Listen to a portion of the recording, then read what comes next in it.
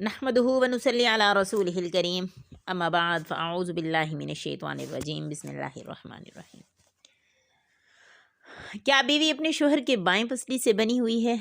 پیاری بہنوں، جہاں تک میں نے پڑھا ہے بیوی اپنے شوہر کے بائیں پسلی سے بنی ہوئی ہے۔ میں یہ جاننا چاہتی ہوں جس مرد کی ایک سے زائد بیویاں ہوں تو وہ مرد کی کتنی پسلیوں سے بنی ہوئی ہوں گی؟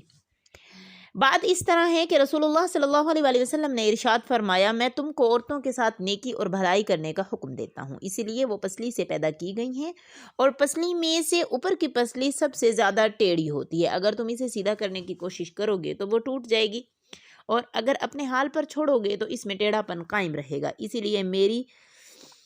لیے تم ان کے ساتھ نرمی اور بھلائی کے ساتھ برتاؤ کرو، میری وصیت قبول کرو۔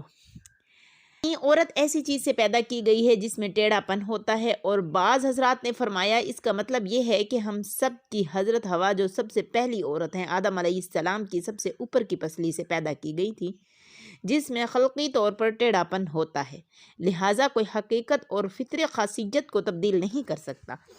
بس ان سے فائدہ اٹھانے کے لیے ان کی فطری خاصیت کے ساتھ فائدہ اٹھانا پڑے گا، ان کی دلداری اور دلجوئی کرتے رہنا۔ ہر بیوی اپنے شوہر کی پسلی سے پیدا ہوئی، یہ اس کا مطلب نہیں ہے۔